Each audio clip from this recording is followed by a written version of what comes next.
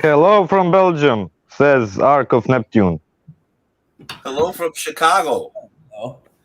Hey. Hey, what's up, everybody? I think we're all live. I shouldn't be smoking live. Oh, no. Oh, yeah. Hello. Yeah, smoke on your own time. We in the Balkans smoke. I'm sorry, people. Yeah, I mean, we can't pretend that people in Europe don't smoke, you know? Yeah. We in the Balkans smoke. I'm sorry, people. Oh, does somebody have YouTube on? We in the Balkans I keep hearing this. Somebody have YouTube on?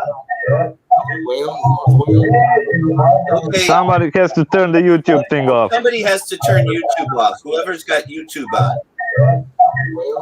That was me. Sorry, I didn't realize. Yeah, okay. That was So weird. Sorry, everyone.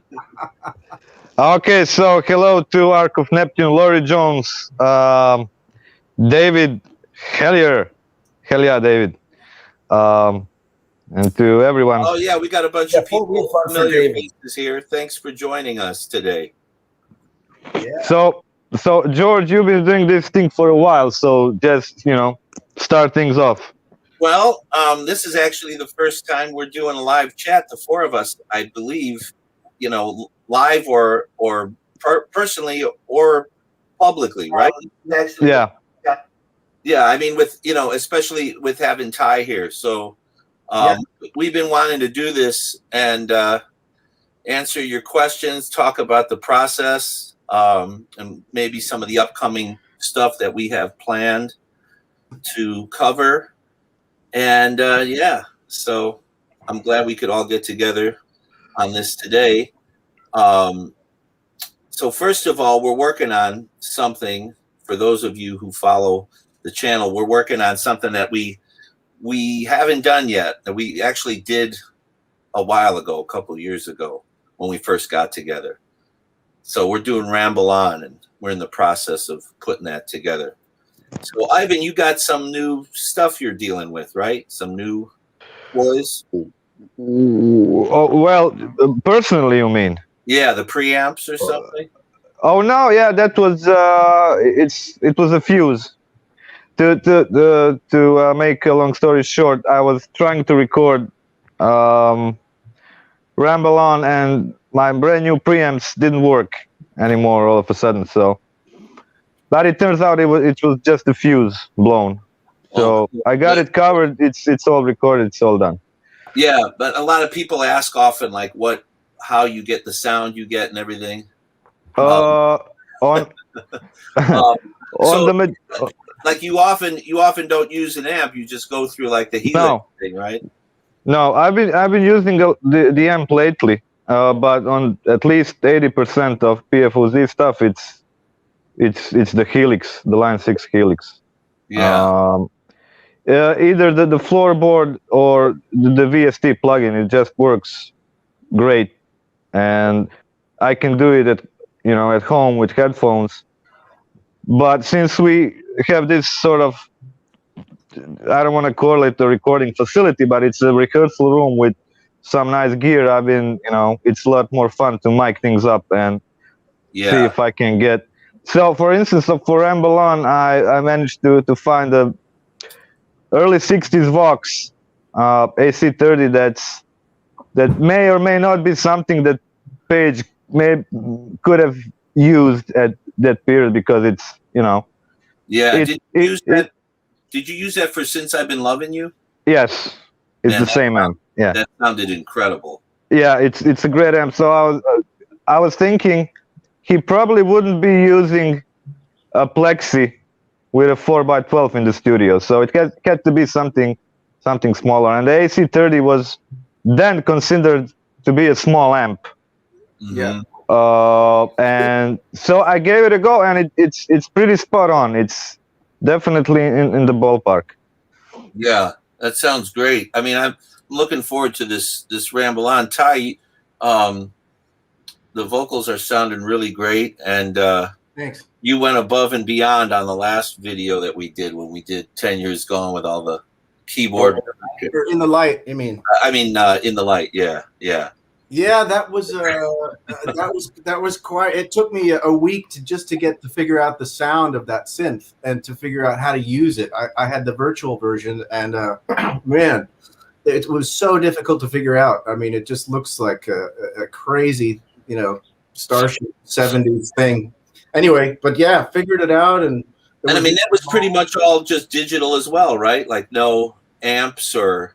Yeah, no, it was all virtual. Yeah, it's just virtual plugins, and I've got a great suite of synthesizers, just like 30 different ones from Casios to all different kinds of things, and that one happened to be in it. I looked up which synth John Paul Jones used, and that was. But it took a while to get and there was also there was like different lines going on because it's a monophonic one. You can only play one, and there was overlapping things, so I had to double the track and have octaves up at certain times and then octaves down, and sometimes notes that sounded like they were an octave down were actually an octave up because of the filters and stuff. So it was it took a while, and the timing of it, there's no tempo, right. It's rubato. I think so in particular that when think about what we do, the fact that I mean not to blow our collective horn too much, but the fact that we could put something like that together virtually, and we've never, been together in the same room is pretty wild to me because I'm just playing the drums, man. I mean, for me, it's simple. I just out the drum part and I send it to you guys. So for anyone who's watching and wondering like how we make these videos, that's basically it. I usually am the one who starts the process by laying down a drum track. I usually play along with a recording if it's a studio version, but if it's, as it often is, like something that's a live style performance, I'll just play it, memorize the song. I have the song memorized. I just play through it, imagining I'm on stage with the cats and, and just kind of improvise through everything. Then I send it to the guys, and usually Pete is up next, adding his bass track. Oh, you've got somebody handling your beer for you, Pete? Wow. You got a drink roadie. That's awesome. And it's like 3 p.m. Yeah.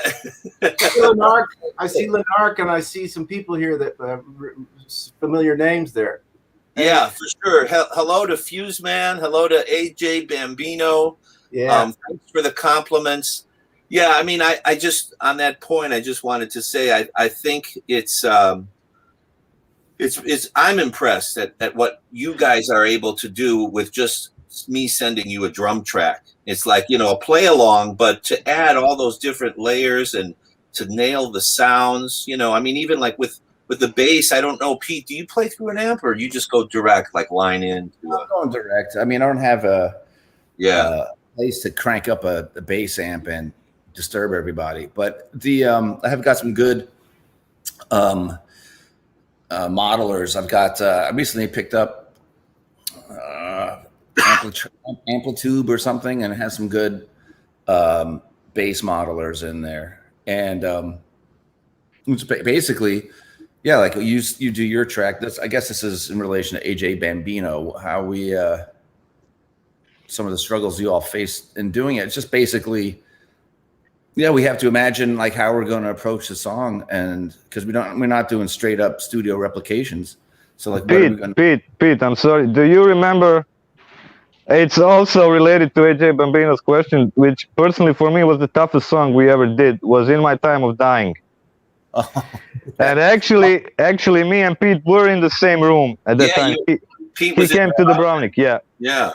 And we were trying to figure out In My Time of Dying, but the timing was insane, and there are so many stops, right? And you can't count it off and then sort of start playing. So we had his laptop, and your video on. So we were trying to play by watching the video on a very small screen. Oh wow! I mean, it took us a few tries, until we got it. Yeah, that one was tough. It's easier the fact that we're all in 4 separate places. Yeah. The vocals, for me, the vocals are kind of. I kind of feel like I have almost the easy part because I can just sing on top of your great tracks, you know. But to get the sound is, I mean, to get the tone easy. I mean, it's not easy, but you know, I have the luxury of having it when you guys have already done your parts. Right, it's nearly completed. But when you're doing like you know, these extra bits like keyboard bits and stuff like that, yeah. I mean, I think it's really great that we were able to get this level of, you know, musical quality output at the end of the day. Because when we started it out, it was pretty simple. It was just the three of us doing, you know, songs that really didn't have keyboards. So it was just like, yeah, the stuff wasn't. We didn't have these long rubato sections like in the light or those stop time. Right. Like in My Time of Dying. Yeah. That's basically, you know, the struggle. I think that is most interesting to like the problem to solve is how do we make it sound like we're all in the same room when we're not even in the same continent. Right. And it's just a lot of, I don't know. I go over my parts a lot, just trying to make sure that I'm grooving, and you know, I got to learn the song, I got to figure it out. Yeah, and I just want to ask a couple questions because they're scrolling by, and I'm right. always what I'm bad at. I feel bad because I you know, ignore questions, but I'm just going to go back. Somebody asked if we ever think about playing together in person. Yes, we do. I mean, we'd love to. You know, that would kind of involve some money to get behind booking some gigs and some promotions. So, but we would love to get together and play in person and play for audiences, you know, at some point. Somebody asked, Lanark asked, who does the mix? Usually it's Ivan or Pete that do the mixing. Yeah, we split duties on that. Yeah. Yeah. And let's see. Do we live nearby? No. Pete lives in Brooklyn. Well, he lives in New York. The New York area, I should say. Ty lives in LA area. And Ivan lives in Dubrovnik, Croatia. So we are global. What software do we use? Well, for remote recording, we don't actually ever record playing together at the same time. So I just simply use GarageBand to record my drum tracks. You guys could talk about what you use. Yeah, I use Logic. Cubase. I'm Pro Tools. There you go. There you go. So we're representing all the brands. If there's anybody out there who wants to give PFOZ an endorsement, we'll gladly take it. Yeah, I'll switch to Logic. Go ahead. All right. And you use Final Cut Pro for the videos. Yeah, Final Cut Pro for the videos. I edit my video. I mean, I do my videos just with iMovie. My shit is really basic, so ask me too many technical questions. I barely learned how to record my own drums, but I have a YouTube channel where I do a bunch of demos and stuff. So the way we found each other, somebody asked how we found each other. Who wants to tell this story? Should I tell it or? Well, I guess I can start, but I don't know if I remember exactly how it happened. I remember finding a video. First, there was George's video of Achilles' Last Stand drum cover. Then I found Pete's video of him playing bass with George's version of Achilles' Last Stand. Then I sort of thought, well, I could try doing some guitars over this. It could be fun. Yeah. So I did, and then I sent it. I think I sent it to Terry maybe, or even you, George. I don't remember. You take this one. I don't know. Well, I'll tell you what. So I'll try to be brief because I talk too much. But Ivan and I first were in contact with a couple covers. I think maybe the Rover and Achilles' Last Stand. He just played along. Yeah. He just liked what I was doing. He said, "Hey, you know, do you mind if I recorded something? I think it sounds pretty good." So then I found out about Pete through a mutual friend, and I was actually going to New York to play some gigs, right, Pete? Or was it? I think I saw it. I had seen some of Terry's videos, and then I saw like you were doing the song remains the same from 6/21/77. Yeah, and you're doing that. I was like, wow, that's pretty. I've never seen somebody do that. So then you had a gig at Smalls or something in the city. Yeah, and you guys came down, and then we met, and then you were like, "Hey, do you mind if I throw some bass down on your drum covers?" And I said, "That's cool." And Ivan had already been doing that a little bit. Right. So then Ivan found out about it was a virtual Zeppelin connection. That's really how we ended up getting together. Well, about that whole thing, I'll really keep this short. It was I got an email from John from Virtual Zeppelin asking would I be willing to do some stuff for Virtual Zeppelin, and then we all got together. I got George in, George got Pete in, Yeah, and then we were there for a while, and then we weren't there anymore, and then we decided to do PFOZ. Yeah. So that's basically what happened. That's how the three of us got together. And then Ty was introduced. Basically, I found out about Ty through Terry, my friend Terry Keating from Bonzolium. And you guys had been collaborating on some covers. Yeah. Terry and I were making a record of my stuff, and I met Terry randomly because he came up on my YouTube feed one day, and I'd never heard of him, and he left his email on one of the videos. So I emailed Terry, and about 3 songs into the record last year in July, he said, "Do you know who PFOZ is?" And I said, "No." And he said, "Check them out. I think you could sing some of this stuff." And I said, "Oh." So I looked on your site, and he said, "Just pick one and just send it to him." I said, "Oh, okay." So this was in July. So I picked Good Times, Bad Times. And I just said, I think I could do that. So I know I can do that one. Yeah. And I recorded the vocal, and then I put it on my desktop and kind of forgot about it. And I didn't send it to you because I wanted to finish the record first. And then in September, Terry said, "Hey, did you ever send that video? Did you ever reach out to PFOZ?" I said, "Oh, right." So that's when I sent you Good Times, Bad Times. And so thanks to Terry, we met. Yeah, Terry brought us together. Terry's the guru, apparently. Ivan brought Pete and I. Well, Ivan brought us together sort of with to start PFOZ, and I had met Pete. So the way it came together really is through YouTube, which is kind of wild because right around that time, YouTube stopped allowing personal messaging. Right? Because Ivan, when I first heard about you, it was through YouTube. Yes. I did. I sent you a private message through YouTube, right? Yeah. But they don't allow that anymore. So anyway, that's where we're at now, and we're looking forward to all kinds of stuff. It's just our output has been slowed up a little bit by for various reasons. We all are professional, pretty much, working musicians, and we've got families, and we've got, other obligations. So this is certainly a labor of love. But we would love to, especially now that the world is opening up again, we would love to get out there and travel. So if anyone has big bags of money and they want to, fund a tour, we're ready to go. Okay. So I have a question. I'm sorry, I have to answer. Lanark 2000 says, "Hey Ivan, you confident about Croatia's chances in the Euros?" No, I'm not, because it always works like that.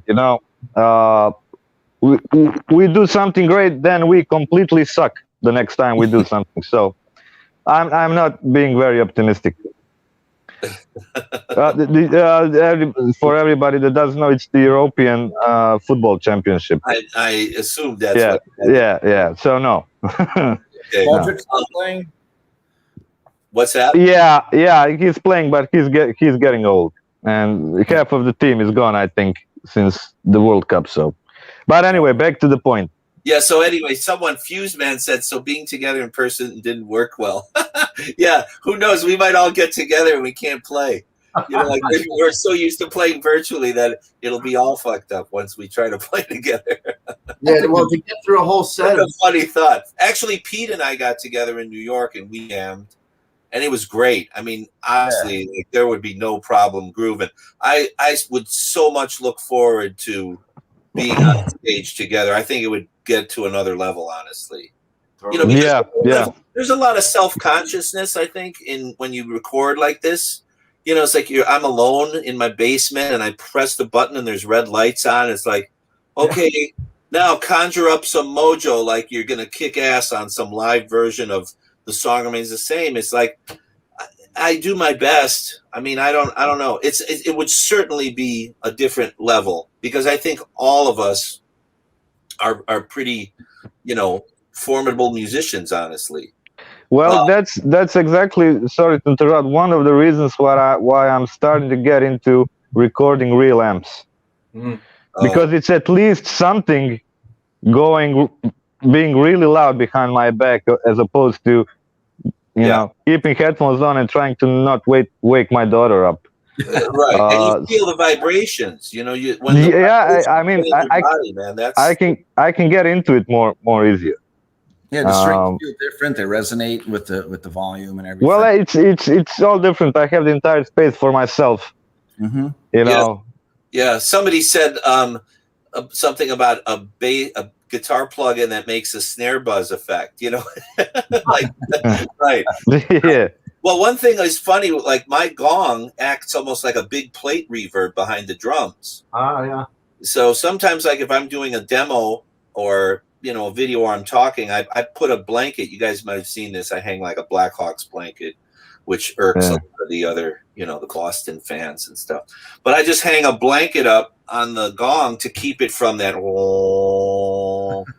you know, because it really does build up quite a bit. Yeah, Terry is our Peter Grant. So, yeah. Terry, unfortunately, Terry is not able to join us today. I think he's got some family commitments going on. What was my process mentally and drumistically? Sorry, I'm trying to keep up with the comments as I'm recording a cover. It depends. If we're doing a studio.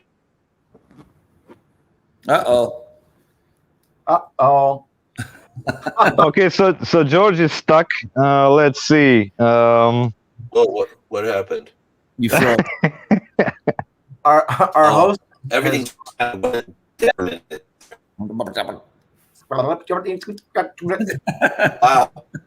We freeze. Sorry, folks.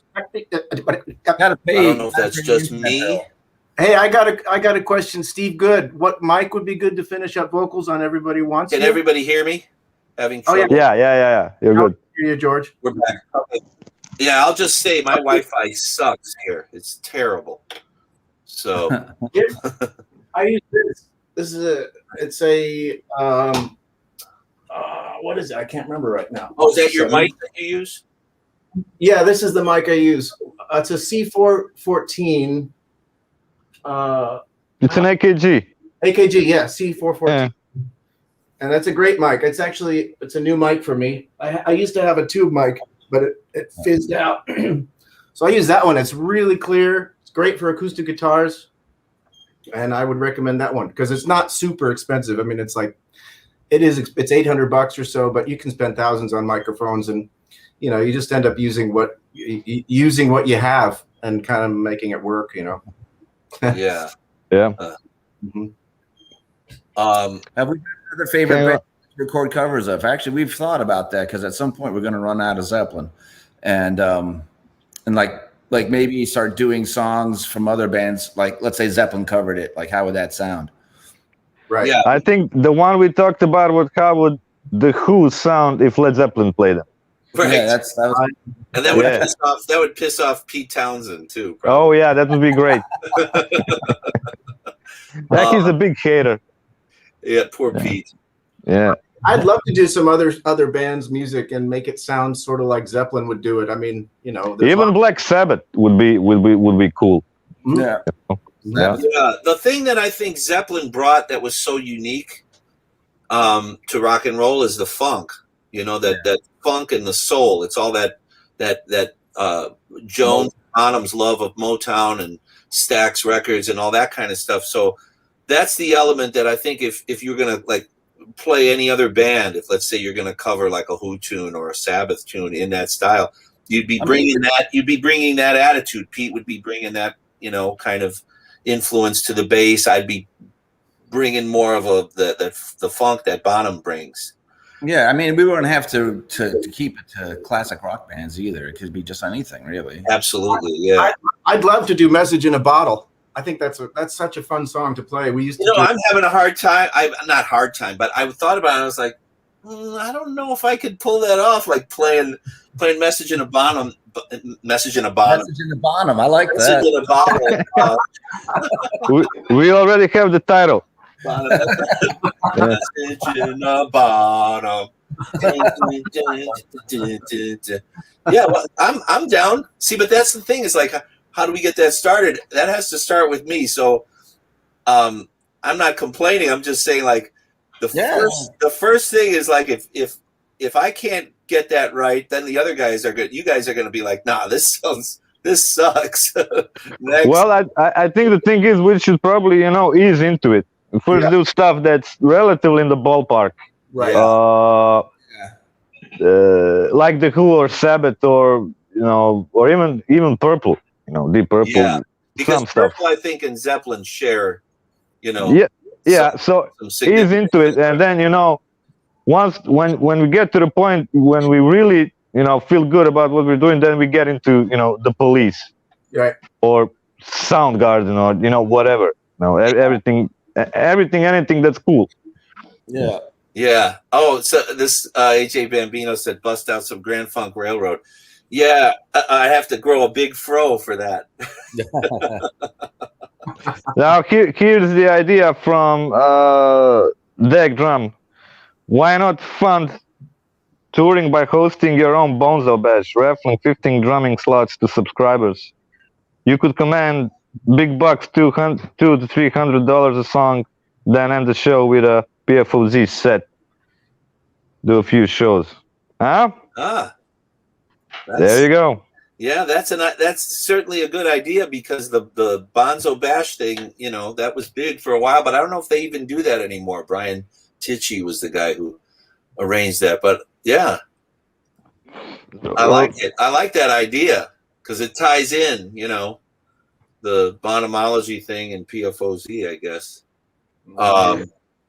Let's see. Well, the thing is, we all got together basically because of Terry. Yeah. The first time I saw George play was on Terry's channel. Yeah, and right? I started my channel because of Terry. Terry was the one who was like, hoping me to do it. So I mean, Terry has a lot of subscribers. Getting our channel, his channel together, trying to figure out some crowdfunding thing is basically the modern thing to do.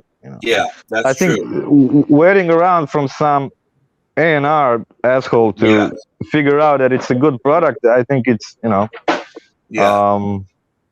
their mind it's all cover bands, tribute bands. So right. Unless we want to dress up. Yeah. And I can't really grow any taller because I'm not a tall guy, and Sage was.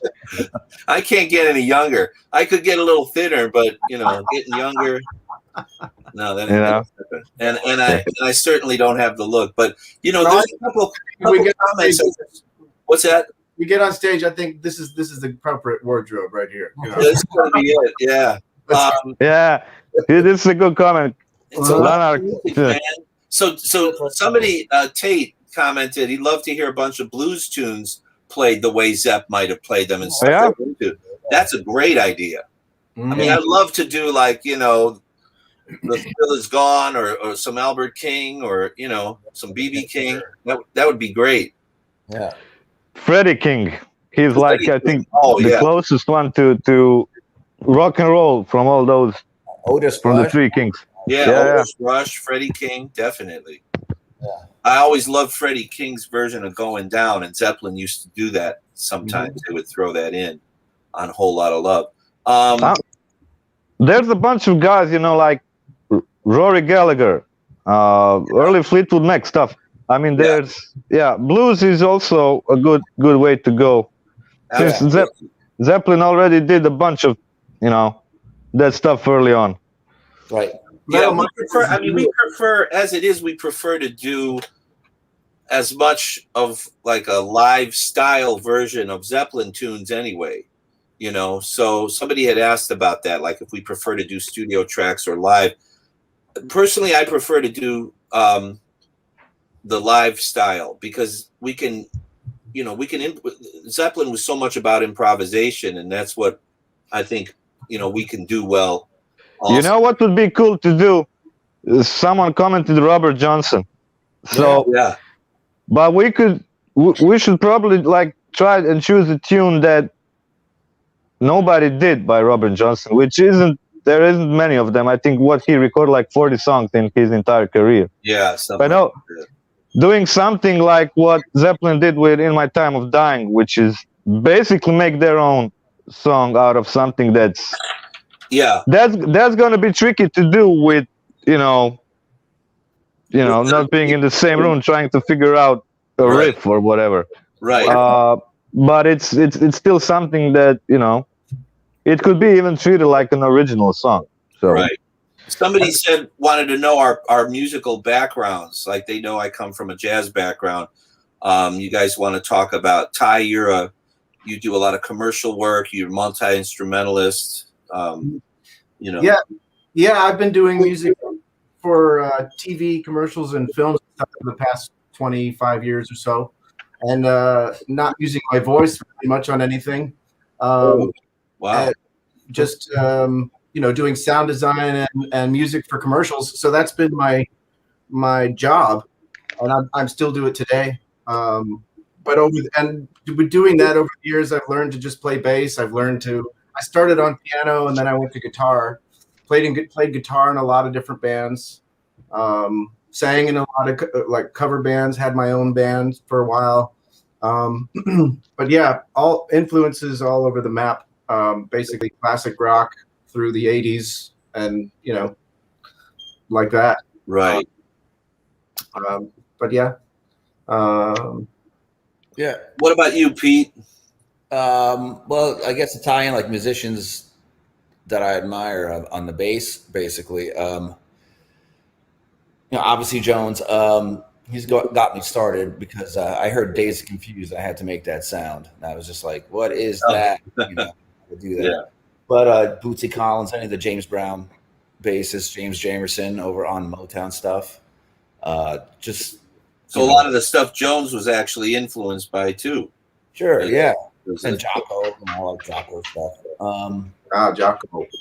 But yeah, anybody who's got there's just like a lot of guys and Paul McCartney is a freaking stellar bass player. No one really talks about that.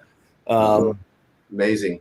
Yeah. And it's just these guys who would have like a sort of distinctive approach to it and can really just lay down a groove. You know, there's a lot of guys out there who get like super technical and crazy, but I just don't feel like they swing. You know, you gotta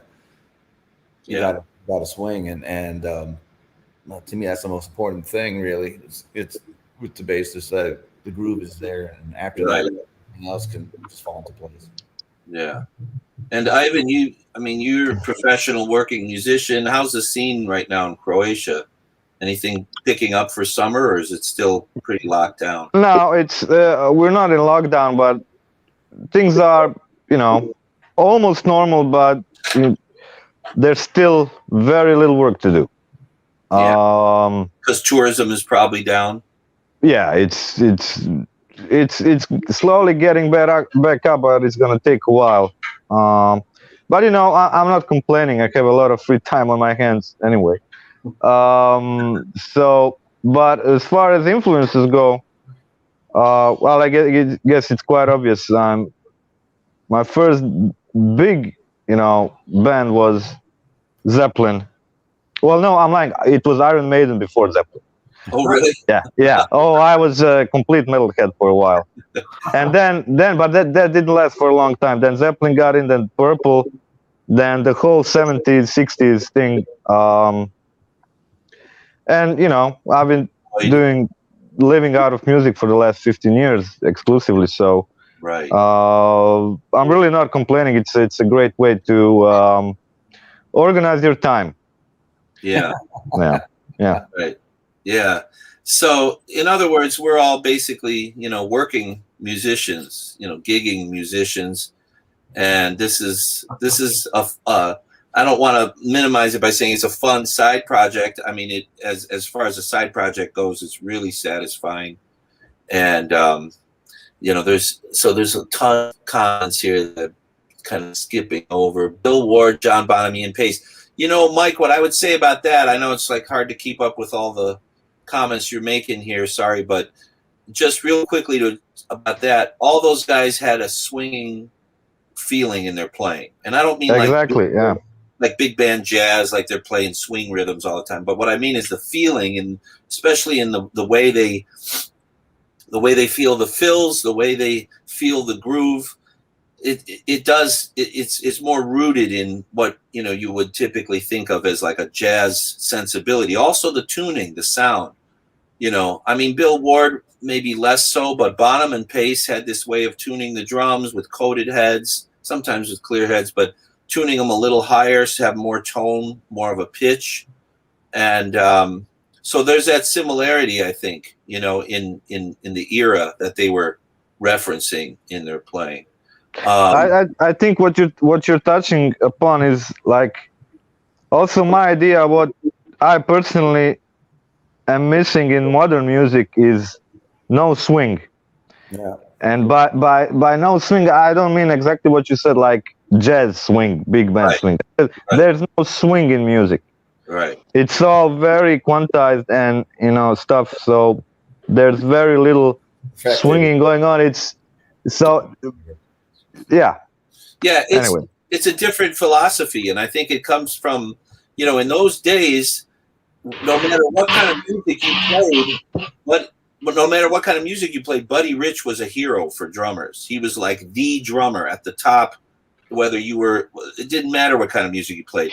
So somehow that influence got into drummers. Like every drummer admired and respected somebody like Buddy Rich, So anyway, if you listen to like I Can't Quit You Baby, like there's so many, like Page comes in early and it's just kind of messy, and all that stuff would be like Pro Tool to death, and it would have no vibe in today's stuff, and they just put all that stuff in there. That's where all the funk and the juice is in that. Yeah.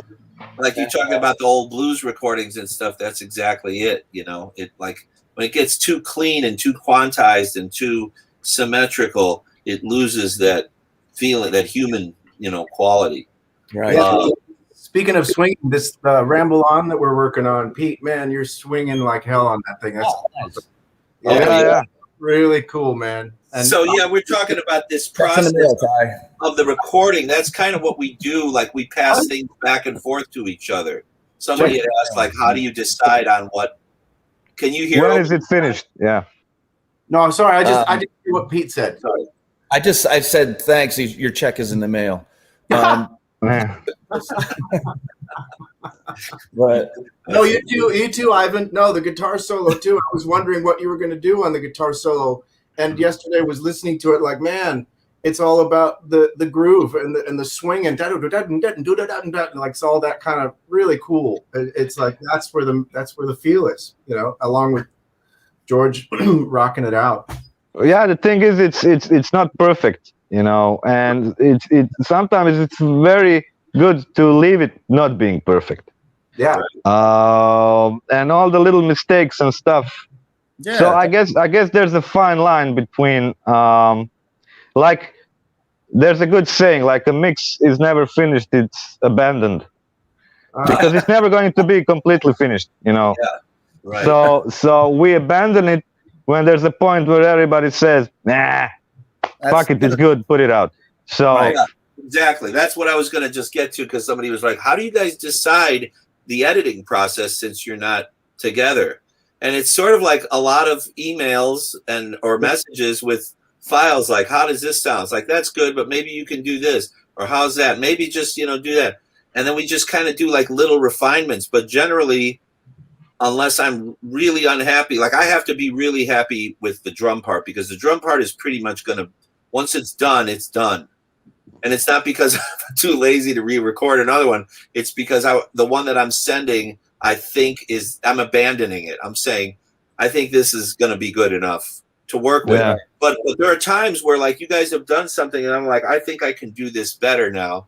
And then I might, go back in and re-record, or Pete records a bass track and then it wasn't intended maybe to be a scratch track, but then he's like, because once Ivan starts playing and soloing, or somebody adds another part, there's a different feeling now. So, I can react to something that Ivan played, or Pete can react to something that Ivan played in a solo better after the solo's recorded. Yeah, because I could be like, well, if we were playing live, I would obviously do this kind of lick here or there off of that, what Ivan's doing.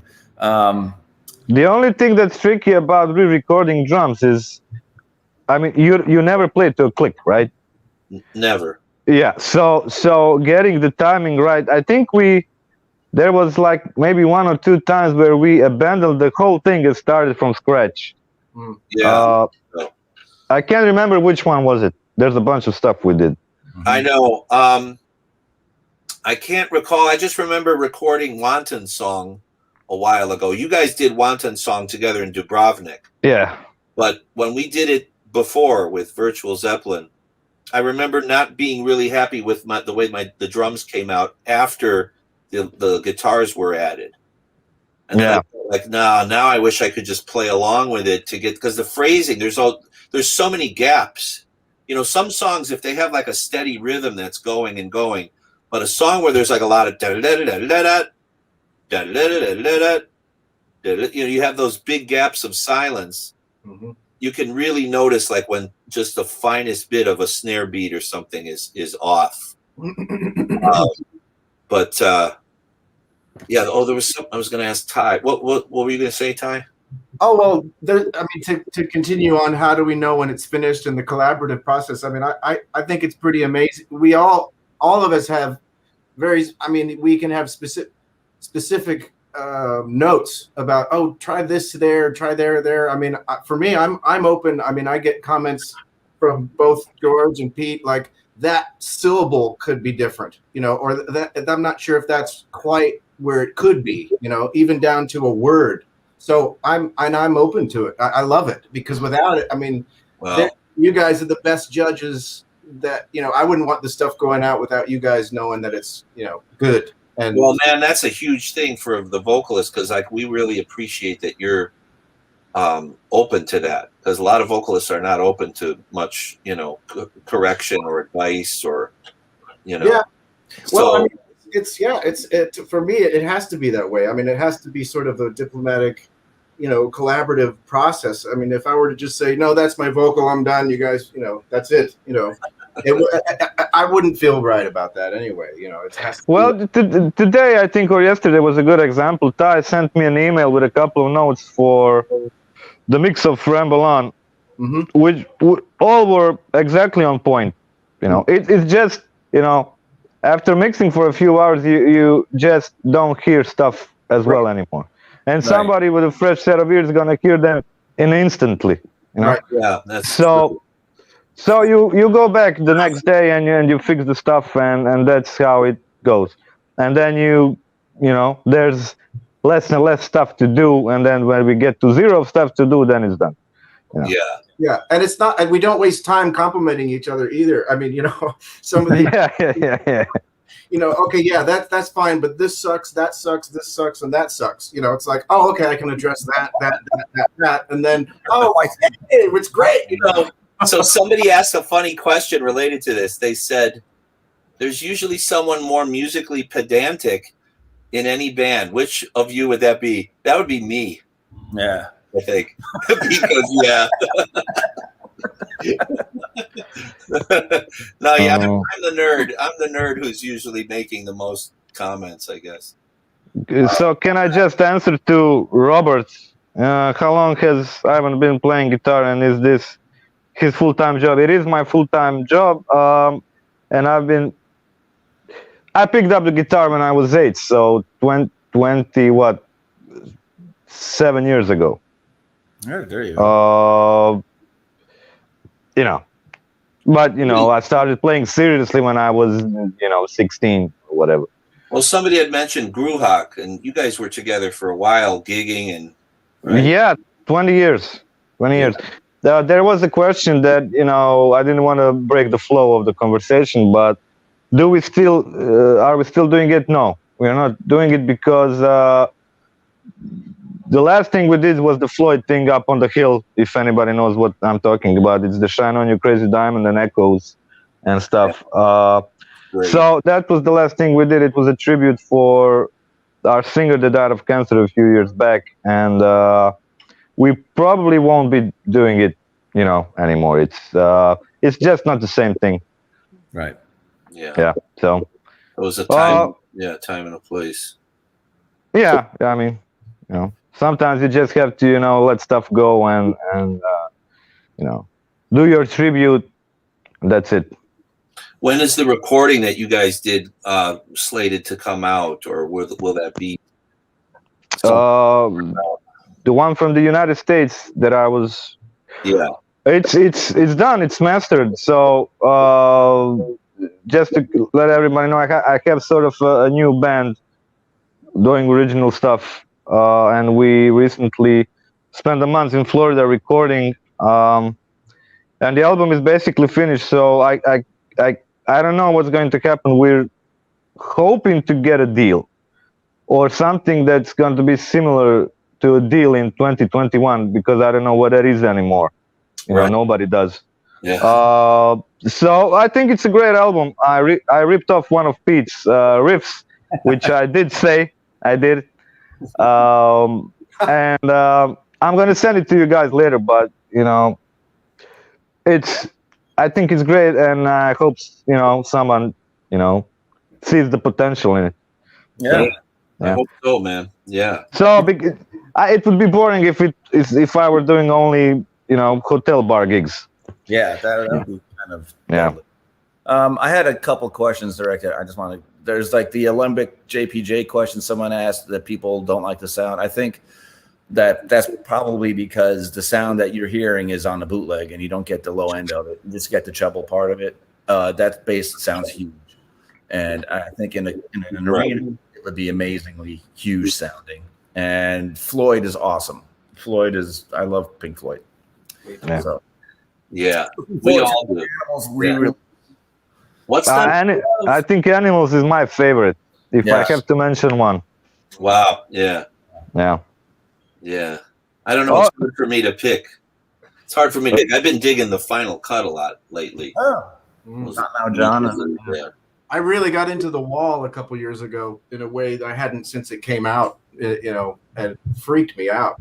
I was listening to it every day, all day while I was painting, and just, wow.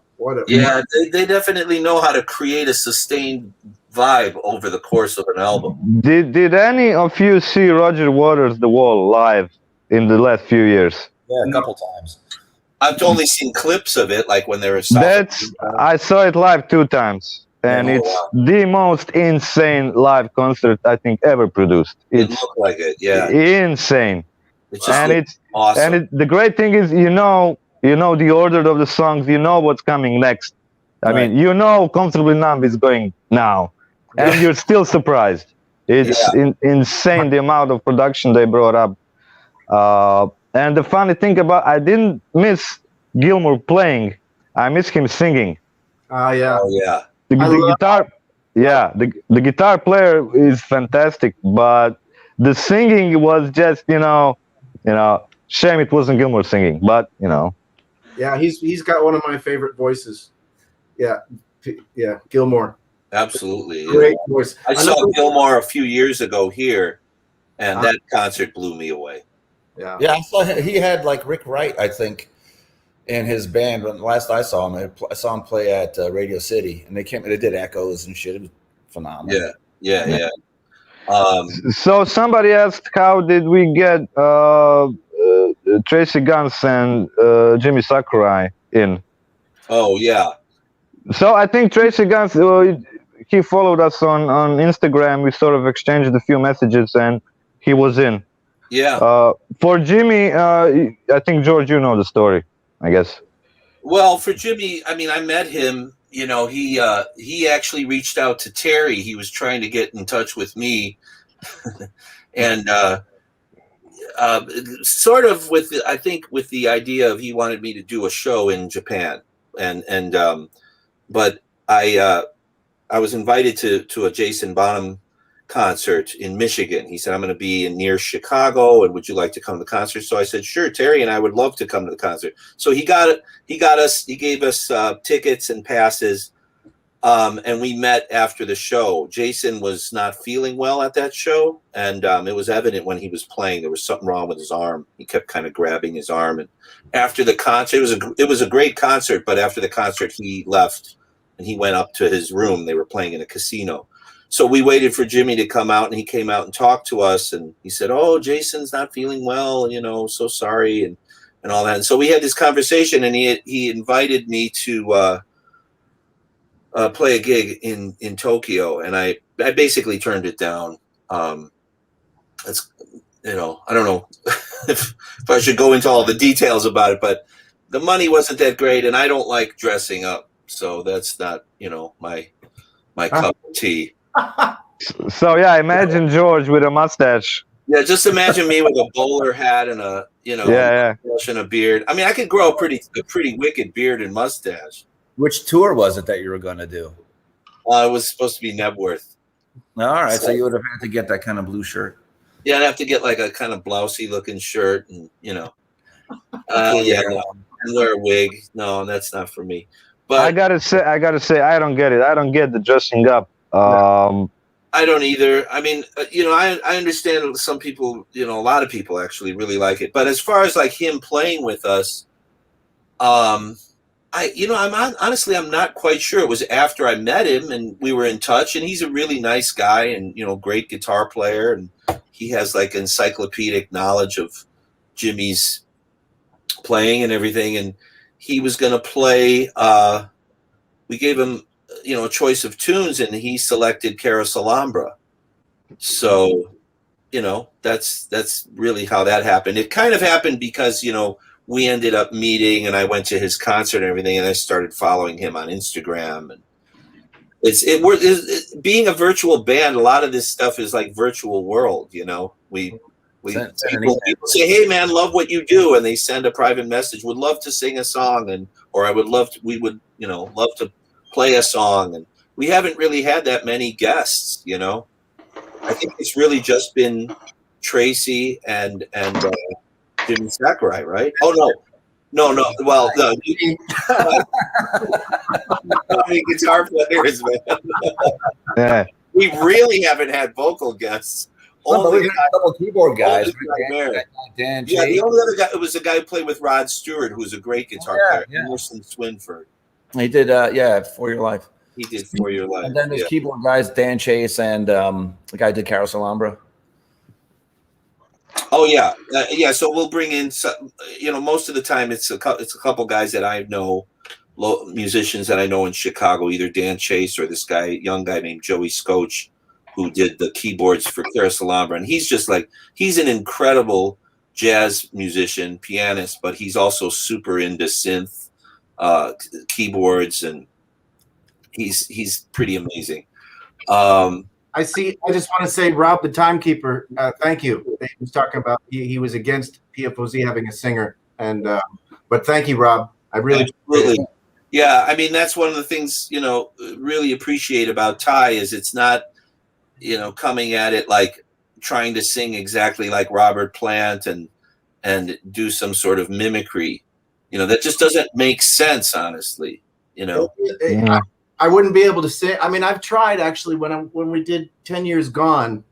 Something in me was saying copy it because it was such a tender sort of verse. It's really soft, and I was while I was started to sing it, I felt myself trying to copy him, and then I just said no, don't do that. That doesn't sound right. If I try to copy him, I mean that never sounds right. But getting into the spirit of it, I mean, I'm just trying to do justice to the songs. I mean, that's it.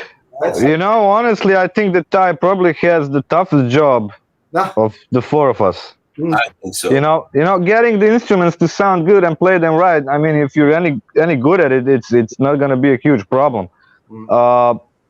Singing is something else, and especially singing Robert Plant because Yeah. It's like singing Janis Joplin on a few tunes. It's insane. So getting yourself out there and trying to do your best on something like 4 sticks or whatever, it's tough. So heads up to you, Mr. Vare. Mr. Vare. Vare. Yeah. Thank you, Ivan. Thank you. Yeah. Absolutely 100%, man. I think I'm just lucky that my range is close to his, I think. And to me it's all about just getting the note and the feeling behind it. And I'm not trying to sound like Plant. I mean, I'm really not. I can't. It wouldn't work if I was trying to sound like Jimmy Plant or Robert Plant. Right. It would be weird. I just think so many people, fall short when they try. That it's so much better. It's that one element in the band, really. I think that it has to be more personalized. It has to be. People really, really want to hear Page solos, Page style, or they want to hear Bonham's stuff played as close to Bonham's style. Right. And there's a bass player at all, so that's fine too. Well, and that's the thing, is that a lot of people don't really pay attention to that, but the bass and the drum hookup, that's a huge part of the whole feel of the music. And if the bass isn't funky and doesn't have that swing and doesn't have that kind of melodic nature, like how Jones could play almost as though he's soloing, but it's still grooving like mad, which comes pretty much, I think, from James Jamerson, that philosophy of bass playing. It's like, even if you're playing busy lines, like Pete, there's a part on Ramble On when we go into the end. So someone was saying something about if you could do more songs where you extend the song or add a guitar solo, like maybe they would have live. And that's exactly what we've been doing. We, like Good Times, Bad Times, Out on the Tiles, we've done that. And it's kind of simple because it's an easy way to create a live style arrangement, is just simply extend the song like Custard Pie. Like in the studio, if they were just going to fade out on a vamp, just let Ivan, rip on the vamp for a while. Well, what ends up happening is the bass is also really crucial to that, because unless it's a repetitive line, the bass is also pretty much soloing. It's just, Pete, you don't get enough credit, man. Bass players don't get enough credit.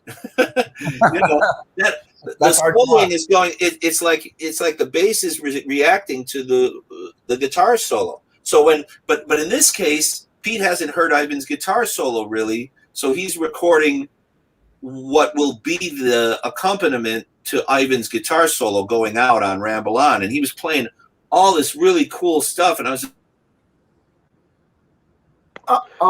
There he goes. You froze. He froze again. Oh, there we go. Yeah. Pete was looking. I was concerned because you were looking extremely unimpressed for about 2 seconds there.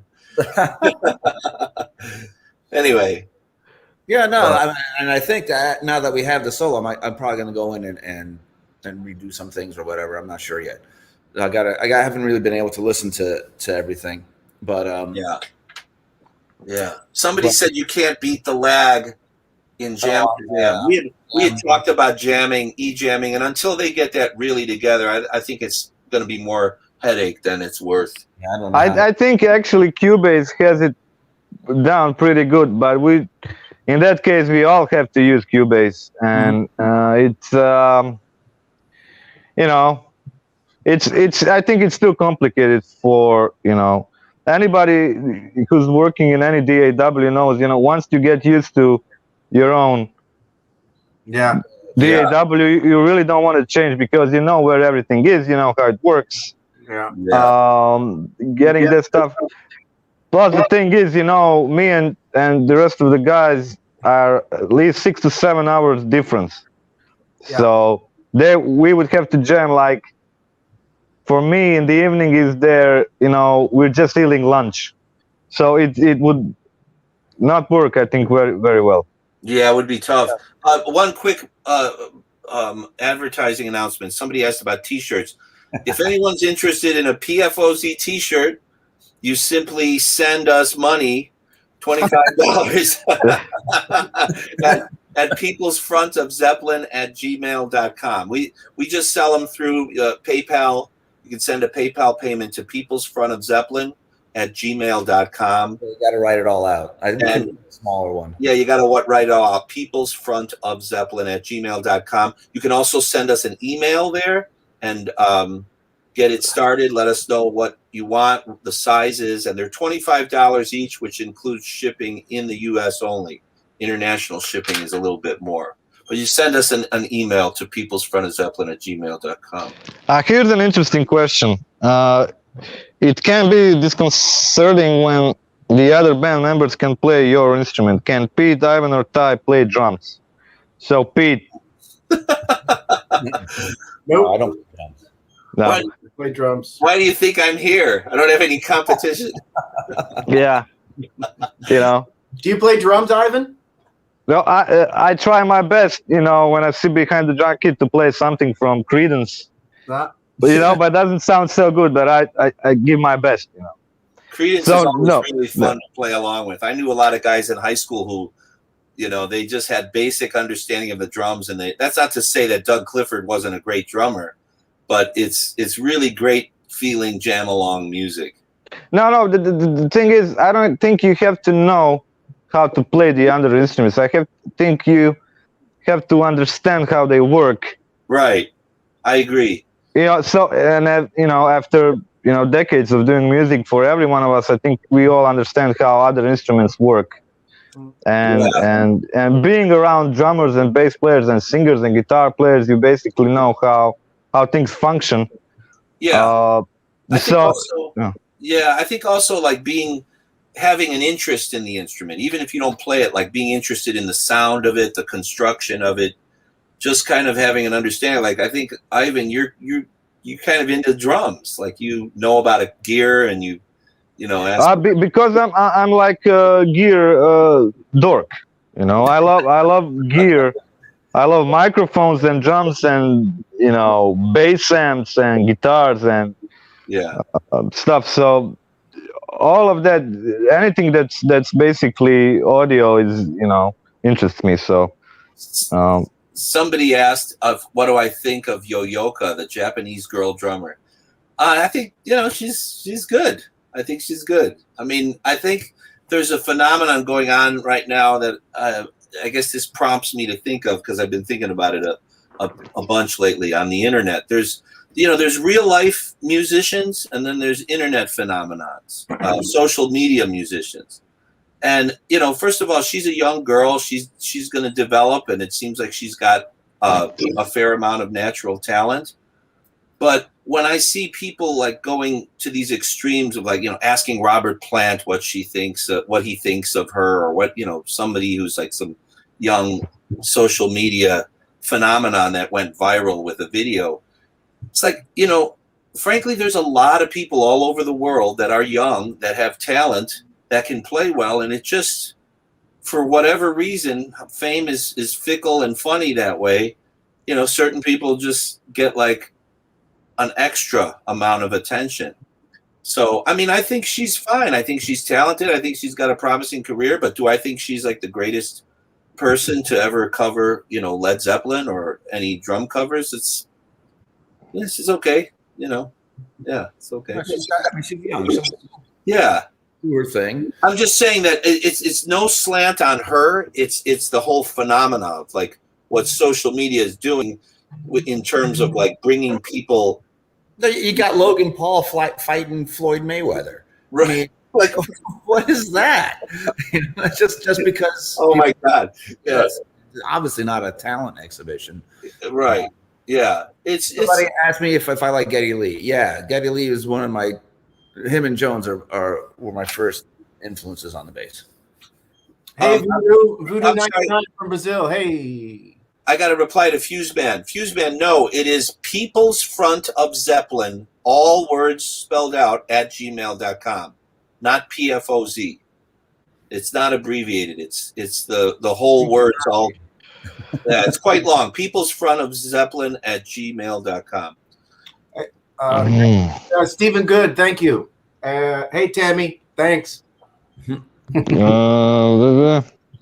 Okay, so let's find some more questions. Oh shit, there's a lot of them. Hang on. Yeah. There has to be a Greta Van Fleet somewhere in there, of course. Oh no. Yeah. I've heard a few of them songs, so I wouldn't know what to tell you, really. With them is that like they're kids and they're being like pressured to be Zeppelin, and they haven't even been able to like learn how to write a song yet, really. You know, like there's the whole craft now. The whole craft of songwriting gets kind of, you don't get a chance to develop like you're back in the day, your record can only have like 45 minutes of music or something, and you have like 8 songs on it maybe. And now, or like those early Beatles records, they're like a half hour long. And now you got CDs and stuff or whatever that has got to pump out an hour of music onto these things before you even know what you're doing. Yeah. And then the expectations just pile on. Where's Zeppelin? And you just got. Well, I saw somebody made a comment, and I thought it was interesting. They said that they believe that their promoter or whoever their business management is got them, like on streaming services and this and that, like linked up with to be like in the same stream basically as Zeppelin, so that like if you like Led Zeppelin, you might like this band, right? And so if that is really I know nothing about that world, but if that really is a conscious decision, which it seems perfectly logical that they would be like, hey, listen, we're going to market you guys as like the next Zeppelin. It's like, okay, it's honestly, that's a joke, man. I mean, it's a joke. It's a bad joke. There's nowhere near the kind of the level, first of all, individual musical talent, and then the feel and the soul and the swing and all the stuff. But it's not the first time I've seen it happen. I remember specifically there was a headline in some big music magazine, whatever it was Led Zeppelin of this generation. The band was Coldplay. Ha! Oh wow!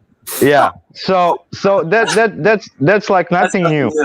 Yeah. No, so I remember the Black Crowes were kind of, they were kind of like, the new sort of Zeppelin-ish, and I remember Pearl Jam was kind of Pearl Jam. I remember was like that. Right. I think it's a good business decision to throw the Zeppelin name around when comparing your band or your proteges to someone. But I think Greta Van Fleet's situation, I don't know. I guess they made it work, but I think it's getting a bit too old now. It's been the same story, and I don't know if that's their own fault, really, because people really get hung up on these things, and Led Zeppelin fans are usually Greta Van Fleet haters, and then Greta Van Fleet fans, and it's just a messy situation, I think. But they're young and they're doing well, and why not? Yeah, I mean, like before Rush had Neil Peart. What was that drummer's name again? I can't think of his name. John Rutsey. John Rutsey. When John Rutsey was in the band, they made their first album, Working Man, and all of that. They were marketing that as like, people thought it was Zeppelin. I remember seeing in that, I think it was that Rush documentary, was some radio station like in Detroit or Cleveland or something. They were playing Working Man, and people were calling the station going, is this the new Zeppelin album? When did it come out? And that song sounds like it's basically Heartbreaker, and that riff, I think, right? It's really derivative, yeah. But I mean, in this age now with social media, it's so much. Everything is so quick. Everybody has it in the palm of their hand, so it's so quick and easy to create a buzz like that. And then everybody's making these comparisons, and then so now they have to defend themselves and say, they're being interviewed constantly. What do you think about the comparisons that are being made to Zeppelin? And it's like, what can you do? It's like a monster that just grows out of control. I don't know. You cash in and set yourself up for life, probably. Yeah. AJ Bambino says, didn't they say the same thing for Oasis? Quite possibly. I think that was for Beatles. Oasis was more like the Beatles, though. They were like the new Beatles. Yeah, maybe. They were. Maybe. I was in London at the time. I remember when they came out. I mean, it was they were the new Beatles. I mean, even with the round spectacles and everything, and they sounded like the Beatles. Their whole songwriting thing was very Beatley. Somebody asked what John Paul is up to. Do you know Pete? I know he did an opera or something. He's just kind of, he goes up to the Arctic Circle and jams on mandolin with like these weird little things. He's just like doing whatever he feels like. It's I think there was some talk about getting back together for Crooked Vultures. Huh? Crooked Vultures, maybe? Oh, yeah, them Crooked Vultures. I think there was some talk about that. I don't know. I mean, the guy, he's getting up there. He might just like play mandolin off into the sunset at some point. I mean, he seems to like, that's what he does mostly these days, is just go around and do that. Or like project experiments, like these things where it's like, just like that stuff. About 2 years ago, it was so bizarre, like with some free jazz experimental guys. Yeah. I couldn't quite make heads or tails of that. I saw him do something at BAM, at Brooklyn Academy of Music. He was doing Merce Cunningham's 90th birthday tribute show. I was there for the dress rehearsal. And Merce Cunningham was a modern dance choreographer. Right, yeah. And so it was Jones and Gang of Four just making like crazy sounds while these people kind of danced around to it. It was interesting. It wasn't really my cup of tea, but I did get to say hi to him, so that made it all. When did you first discover Zeppelin? I first discovered Zeppelin because my dad took me to see this. I mean, I think I was familiar with some of the songs. I was a little kid, 10 years old or something, like Stairway to Heaven, of course, everything that was on the radio. But what really hooked me into listening to their music was my dad took me to see The Song Remains the Same. And I think I was about 11 years old, 1977. Wow. And I just was blown away by No Quarter, especially. I remember watching the movie. And I remember when No Quarter started with the dry ice and everything, and when the guitar comes in with the wah-wah and the lights come up and that was just totally mesmerizing to me. And after the movie, we got home and I went looking for that record because my dad and his sister, my aunt, she had some of the records, and I was like digging through their records to find this song, No Quarter. So that was how I got started, and then that was that. Oh, that's cool. So I was 16. I had been like band nerd. I was on playing trumpet and stuff, and then I went to a friend's party and just kept playing Zeppelin 1. Well, I kept making him play Zeppelin 1 over and over because I heard that and I was like, "What is that?" And so then I immediately got the first 4 records and just started a deep dive into Zeppelin from there. And it was kind of fun because, I mean, it was totally fun, but it was interesting. Like I would have classic rock radio, or it wasn't classic rock yet at the time, but I'd have radio on and I like a certain song, and then I'd get a Zeppelin album, like, oh, they do this one too? Oh, that's, like Fool in the Rain or the Rain Song and things like that, where which I had liked from the radio, but I didn't know who did them. Yeah. I started listening to Zeppelin probably in about 4th grade, I think. I don't remember what the first one I heard was, but 4th or 5th grade, I remember listening to Coda and things like that. And then in high school, I remember I bought Houses of the Holy. That was one of the first tape cassettes I bought. From switching from albums to tape cassettes, I remember Houses of the Holy was one of the first ones I got. And just listened to them all through high school. All the first 4, 5, 6 records. Yeah. I got I knew they did a few songs. I knew of. Hang on, I'm Croatian. Okay, so my English. Anyway, it was 1998. That explains it. Yeah. Yes, that explains a lot of stuff. And it was 1998, and they did a tour. Page and Plant did a tour. No Quarters, unleaded stuff.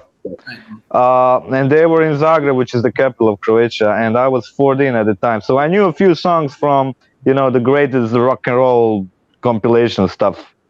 So I probably knew Stairway to Heaven and something like that. But then my older brother took me to see them live, and I only knew a few songs by that point. But the important thing is the context, because it was '98, and it was the first year after the Yugoslav war that we managed to get a few big names in. So we had Rolling Stones, Page and Plant, Joe Cocker, Santana, all in the same year. Oh, And wow. people were going insane. Mhm. And I remember specifically they opened with the Wonton song, and I thought the entire thing was gonna fall to pieces. How much people jumped around! It was completely full, and then I was hooked. The rest is history, right? Yeah. Wow. Yeah. What's the hardest Led Zeppelin song to play, both individually and together as a band? Achilles. I would say that for me. Yeah, for me, for sure. What about you, Ivan? Achilles it's not the hardest one. It's the hardest one to figure out, but it's not the hardest one to play. The hardest thing to play Page is whatever he did live, because well, there are a few things. Because first, he can be very fast but sloppy fast, so you can't understand what the hell he played on a lot of stuff. And then just the choices of notes he made live sometimes is just not something I would naturally do. So you have to figure out, his state of mind, why to do something specific. Although getting his tone right is hard. Like Since I've been loving you was hard to get right, without it getting to sound too much like Joe Bonamassa, Right. It's it's clearly a Les Paul and stuff, and there's fast playing there, but you don't want it to sound too shreddy. Yeah. But basically everything Page ever did is hard to a degree, I think also that the phrasing, like there's a lot of maybe horn player phrasing in what he does or something, and I think yeah, as you get, there's like the breathing that happens with the horn that I think that maybe as people move away from that, they don't listen to the influences that Page had, or secondary or tertiary influences that. Well, that, and also by phrasing, we can also say like the vibrato he had was fantastic, one of the greatest vibratos ever, and vibrato is always hard to achieve. Any guitar player will know that. Yeah. It's fast, it can be very intense, and that thing is it's like Angus Young, so it's hard to do. Right. So Ty, what were you going to say? Sorry. Oh, well, it's not playing, but singing. The hardest one I can definitely say was Four Sticks. Yeah. Yeah. But that one we didn't put out with the vocals yet, so that's to be determined. That will see the light of day. Yeah. You can get that one. There's some trickery going on there. Wink, wink. Yeah, I mean, I think they did a lot of stuff in the studio that, like, Plant's voice in Song Remains the Same, the song Remains the Same. It's like he sucked on a helium balloon. Yep. There has to be, it was probably, slowed down, then pitched up, or whatever the hell they did. And now Ty has to go and sing that, So yeah, that's a thankless gig. I mean, just like consider even like at the end of The Ocean, all that stuff at the end when they're doing the shuffle. I don't even know what the hell he's saying, but it's like da da da da da da. I mean, his voice sounds like a chipmunk. It sounds like it has to be. Right. Yeah. How he sounds on the DVD Ocean, like that came out when '73 from I guess the last thing they did at the Garden at the end of that tour. Yeah. That I mean, he's not pitch pitched up or anything. He's just singing it, and he's killing it. And you know, it's so good. It's so good. Yeah. And I think that you know, that's an interesting question, because there's songs that are, like Ivan said, hard to play, and then there's songs that are, you know, like technically demanding, and then there's songs that are demanding in a different way. They're hard to play because, like T for One on the drums, for example, is a hard song to play.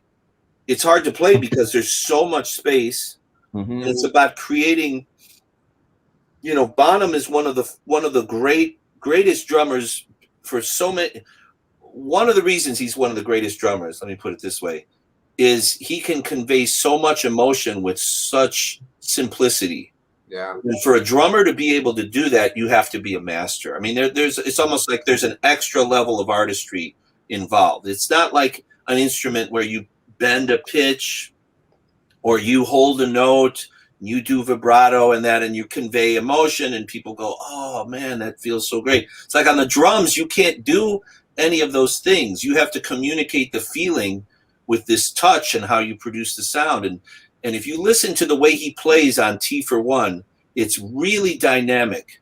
He rarely hits the drums above mezzo forte. Mm-hmm. Like, you know, he's not playing like this. Dun, dun, dun, dun, dun, you know, he's just not playing like that. He's playing very light.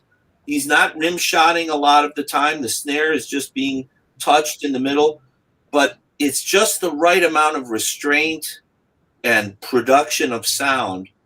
And to be able to do that, to replicate that or do that, that's harder than playing Achilles' Last Stand. Yeah. Here's a good example. I'll give you one. 10 Years Gone.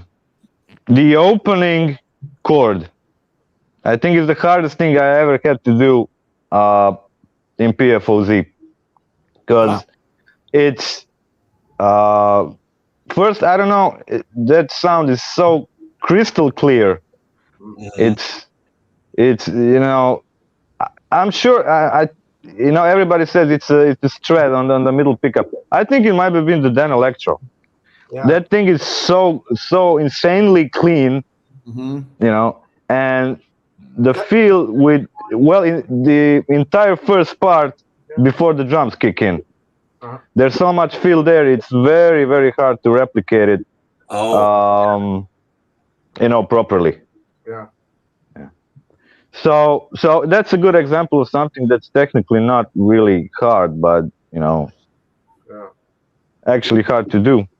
Right. It comes down, I think a lot of it too is the feel. I mean, I think John Bonham was, strange to say, but probably the best musician in the band in a strange way, even though he wasn't playing it, he was playing the drums. But the way that he connected musically and his feel was so present in everything that they Absolutely. did. It's like, that to me makes him the best musician, because it's like, there was, I mean, imagine it without him. It would be truly irreplaceable. Yeah. I mean, you know what I'm going to say, because I'm a drummer and I got a channel devoted to him. But I mean, he was truly irreplaceable, and made total sense that they could not carry on. Right. So I just wanted to say, what songs do you feel are much better live than studio? And do you have a particular performance that you like the best? Maybe Pete? Yeah, I Celebration Day comes to mind for me. Celebration Day is one I like, especially from the song "Amaze the Same," that groove at the end there when they're doing the funk version of it, as opposed to more of the blues rocky 71-ish versions. Immigrant Song, that freaking jam they do at the end of it is unbelievable, and all the syncopation that's going on and the boiling and everything while Paige is screaming or Heartbreaker, anything like that, where they can really just rip into it and just take it by the teeth and take it somewhere. You know, it's and that's the exciting stuff for me. Like, and I think conversely, some songs were probably better in the studio, but Trampled Underfoot to me was in some ways better in the studio. I mean, I like the energy of the live versions, but almost always the vocal is rough. Page's soloing can be kind of. Yeah, I mean, 75. You're looking, you know, they were not in great shape, and 77 as well. You know, it's a shame that they didn't keep up. You know, Plant had his vocal nodule thing, and Page was partying too much or whatever. You know, if they could have played 77 tour or 75 like they were in 70 and 71, you know, it would have been a completely different. I also think songs like 10 Years Gone, all the studio production, you know, and the acoustic guitar, the mix of guitars, and you know, songs where there were layers of keyboards, that they worked better in the studio than they were able to pull off at that time live.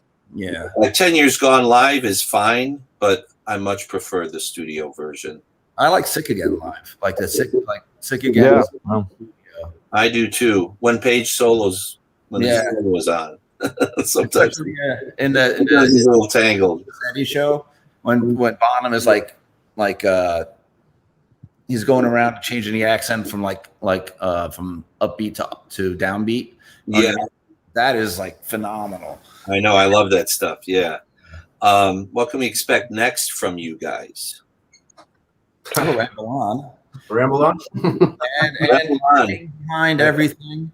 There's a big promise I have to keep. So are we going to do this publicly, or we're going to do this publicly now, because then we can hold you to it. Okay, so we're doing a big Dazed and Confused thing, like 20 minutes long, 20 plus maybe. Which I've been promising to the guys for a while that I'm going to do it. And I just can't get around to do it because it's a long damn song, and there's a bunch of parts, and I have all my markers set in. Okay, now we're doing Chef. Now we're doing whatever. Yeah. We got to give it way too many spoilers.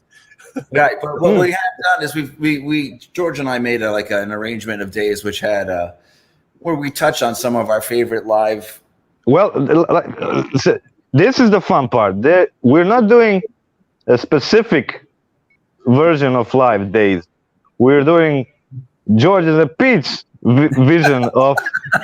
So wait, now I can specific. Yeah, it's George's version. Okay, so it's now I have to figure out. It's the nerd in the band who is more musical. What was it? What was that comment before? Dantic? Yeah. So now I have to.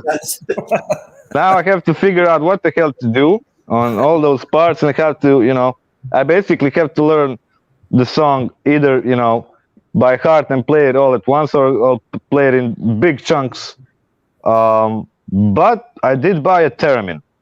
There we go. Ooh. There we go. So there's gonna be a lot of stuff there. You can throw in awesome. Yeah. You can throw that in the bow solo and like. Well, also, we got to tell you, Ty's going to have his work cut out. See, Ty's like just sitting there kind of grinning through all this now. But so Ty, maybe this is when we break it to Ty. Oh. So it's not any one version. So that means it's basically the pedantic one is going to lay it out for you. Okay, good. I'll expect some long voice messages. Pete and I were talking it over. We were like, yeah, we should do this, we should do that. And then Pete had some suggestions, and I was like, okay. So I put all this shit up in the dome piece here, and I'm like in the basement. I'm like, how do you start playing a 26-minute version of Dazed and Confused by yourself? I mean, I'm not playing along with How the West Was Won. I'm not playing along with The Song Remains the Same version. I literally just sat down, and being the Zeppelin maniac that I'm not going boom, boom, boom, boom, boom. And then I hit the gong, and then I hit the gong again. It's like, it's all just like stream of consciousness. So this is what makes it tough. Is like Ivan has this, like, you hand this to him and say, here you go, you know, here it is. It's like, what the fuck is this? I'm going to custom order a "Fuck You George" T-shirt when I And wear that for the video. oh yeah.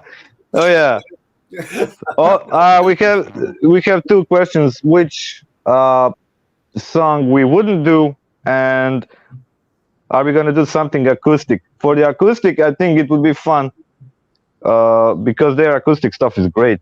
Yeah. And I think a Ty can really sing his ass off on those, and they're usually not, high pitched songs. So it's, I would love to do something acoustic. Yeah, I could work on the mandolin part for like "That's the Way" or something. That's the way, or hey, what can I do? It can be that, or it can be more in the vein of "That's the Way" or "Going to California." Going to California, yeah. I mean, I have a version of that on my page. Yeah, you did that. Yeah, I did that one just solo acoustic. Yeah. Is there a song we're not going to do? I don't know how if Hot Dogs is Hot Dogs will probably never be approached on the agenda, and I don't think Jamaica will likely be ever. It's such a huge hit, though. It's amazing, like that. Yeah, I love that. I know. I'll tell you what I would like to do is Friends. Yeah, Didn't we talk about doing Friends? Ivan, didn't you have? We had some ideas about doing Friends. We did, but that was before Ty came in. We talked about it at least a year ago. I love that tune. I'd love to do Friends. I would love to do it too. Yeah, that's a cool tune.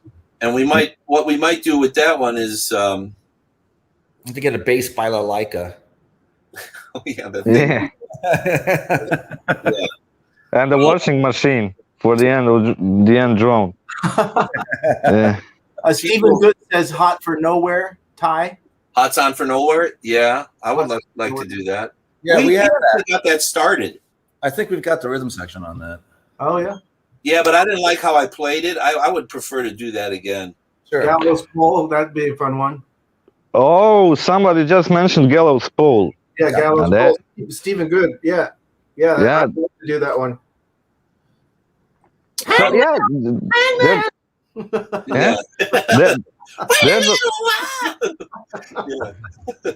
there's a bunch of stuff we're gonna do. That's a kick in the nuts song, definitely.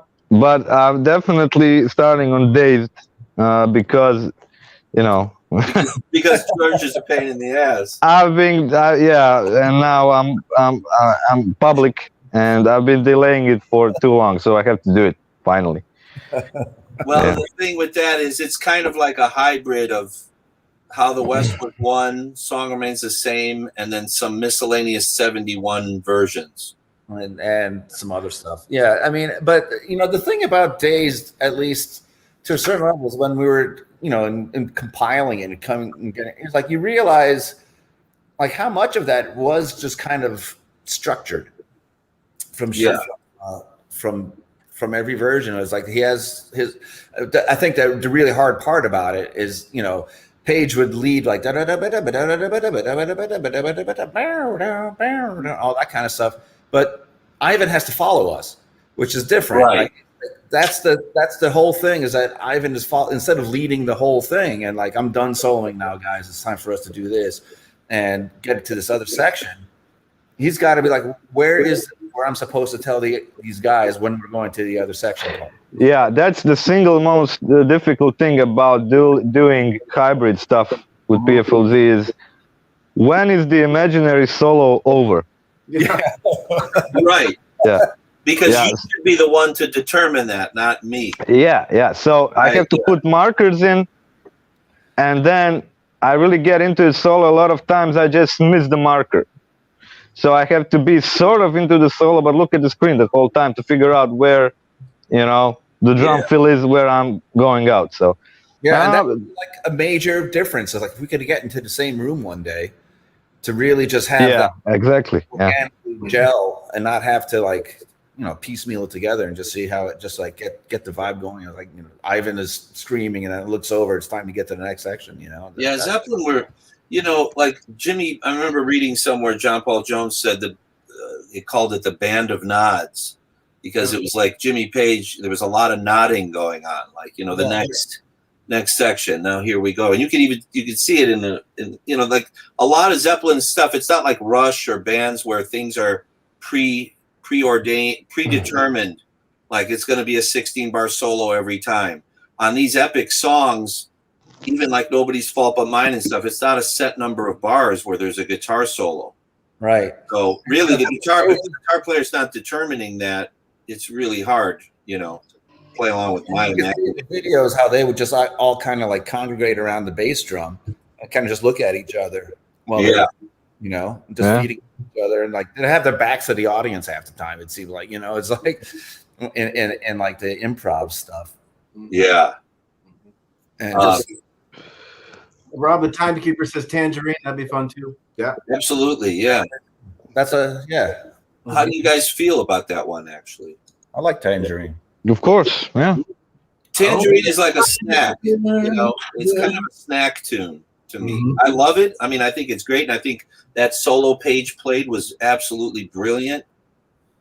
But there's not much to it, like I wonder if that's like one of those songs that we could do something more with. Sometimes I feel like there's something more, or just leave it what it is. It's the studio version. It's basically studio version, Well, we can listen to some Yardbirds and see what because Page, I think, brought it out then. Yeah. And see how they approached it in the Yardbirds. I have that record, the 68 or whatever it is. Yardbirds Live. I think. Yeah, the live thing. Yeah. I mean, I'd love to do No Quarter at one point. Yeah. Which is going to be tough because the solos have the song, and then again I have to figure out when do I go out. Yeah, that's just one. Yeah. I mean, there's the one thing in the solo that is a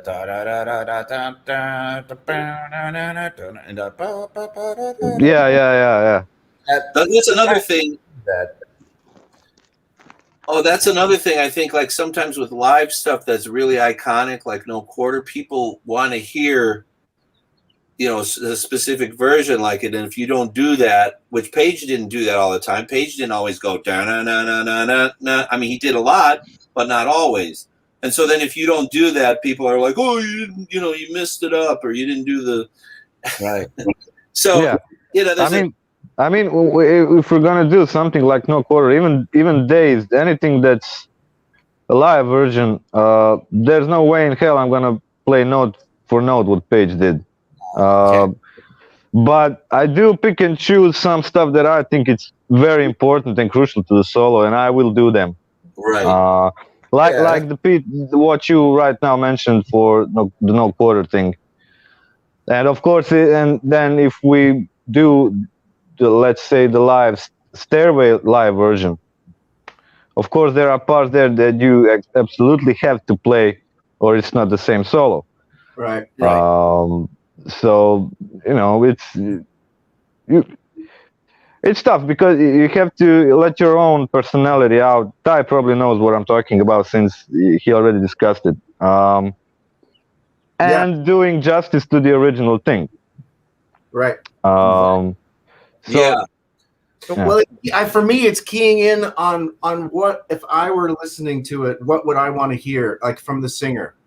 Because there's certain key things with Plant's, his rhythm, which I never tried to sing a lot of these songs before, but listening to them and trying to sing them, his rhythm is something that's really particular to the sound. And I know that people are going to want to hear a certain vowel at a certain time. So that's when I'll sort of key into that is important in this moment. Yeah. The end of phrases, certain words, if they're not sung in the spirit of Plant, people will be turned off. I would be, I'd be like, I can dig that. And then the thing is too, it's like you can't please everybody. Right. There's always going to be people that are, looking for something that you didn't deliver. Of course. And then there's people who are appreciative of what you're doing. Yeah. And I think at this point, what we're doing, we're not touring band. It's like we're spending a lot of our own time to do this.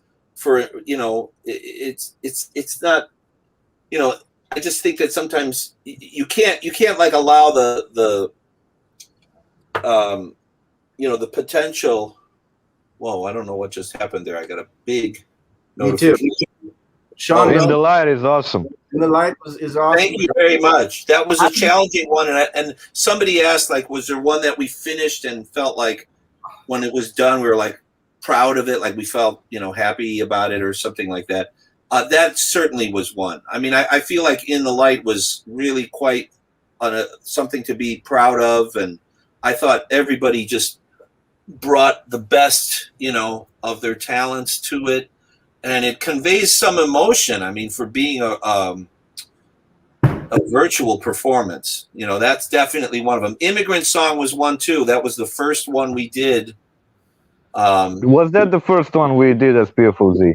Yeah, it was the first one we did as PFOZ. Was Immigrant Song, and I remember hearing Ivan's solo, like when it got into the end section with the solo, and I was just blown away, and I was like, God damn, this sounds good.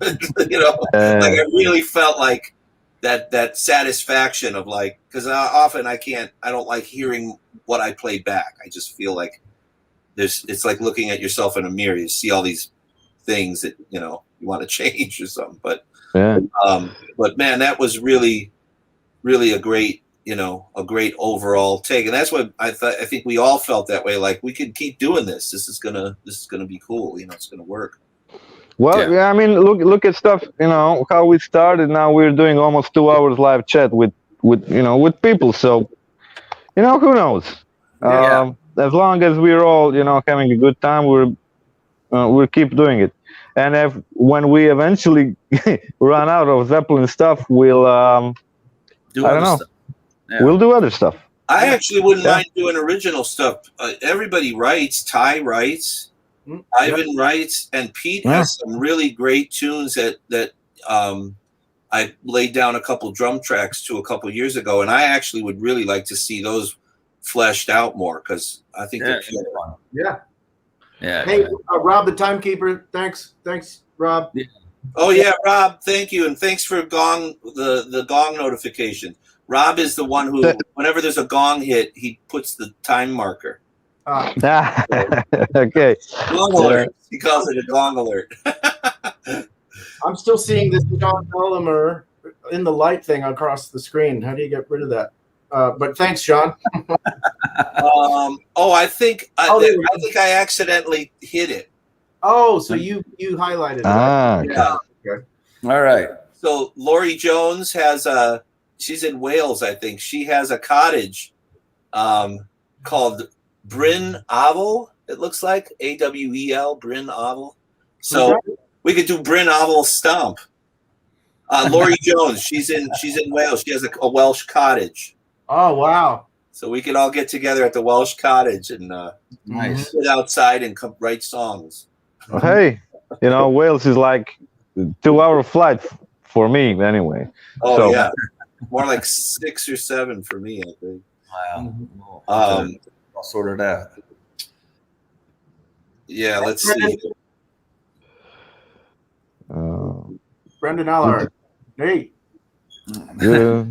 Hey, what's up, Brendan? So have you heard all the girls? Our Led Zepp band. I think George, you probably did. I gotta be honest, I didn't. I know of them, but I didn't. No, them. I'm not really familiar with them. There's another band called Zeppelin that I was familiar with, but I don't know much about Led Zeppelin. They're not. I think I saw them once. I think they're pretty good, or at least they didn't just replicate stuff. They had a bit of their own approach to it. Yeah, I mean, at this point, I kind of feel like It's Mo. the replication thing. It's almost there's Mo. Mo is big. Yeah, Mo's big and likes the keyboards, huh? Yeah, he's a big guy. He loves to sit right here. Mo Yeah. on keys. Mo on keys. There he is. He's literally. Yep. Yeah. There he goes. But yeah, I think we're all from the beginning we leaned away from doing studio covers, like replications, I call them. And that's just, we've gotten even farther away from it. One song I would like to do, and somebody mentioned it earlier, and I didn't talk about it, is As Long As I Have You. Oh yeah. We've been talking about doing that. That would be one for Ivan again, where you put the "Fuck You George" shirt on. Yeah. Because that's going to be, Oh shit! Actually, I almost want Ivan to learn it, play it, and then I'll play along with him. That might be easier. That might be easier. Seriously. Okay. I see. I have to make more shirts. Yeah. Well, the thing about the studio from a guitar player's point of view is sometimes it's very interesting. If, for instance, if we're gonna do Stairway strictly studio, I know we're not, but if we would, it would be pretty interesting because I have acoustic guitars, I have 12 strings, I have electric guitars, different guitars for the solo and stuff. So layering stuff, it's interesting to do. It's fun to do, but it's if it's not the collective's idea, then no, we're not doing it. Well, I'm all for doing the layering. I just don't know. I mean, like, how do you feel? This is like we're talking about actually doing a cover, so we're doing it in front of the live chat. But would you want to play like the guitar solo less like the studio version, or would you want to actually replicate the studio version? If we're gonna do studio version, I would play note for note stuff. If we're gonna do live, then I would prefer to do the live solo, of course. Because it's it's more epic, it's longer, it's right. Stuff. The thing I think we already discussed there, it would be cool to be sort of a hybrid thing, to start with the acoustic stuff, then as it gets more into it, we go more to a live vibe, and then by the end it's completely live. Yeah, that's like a progression of it would be nice. I like that idea. I think that would be cool to do. Maybe I'll get started on recording that soon. I'll get a couple recorders and you can record whatever you want. I know what I have to do. Well, I don't want to distract you from days at all, so I think maybe I should wait. Yeah, so if you do, don't tell me you did. Okay. Because I'm going to be all over all day. I get to play A minor pentatonic for 5 minutes. Fantastic. Yeah. Fantastic. Yeah. Somebody's commenting on the cats. Yeah. That's Lenark. Yeah. He's got 3. Hey, Lenark. That's cool. You got 3 ginger brothers. Nice. Oh, yeah. Ivan does gig in Croatia.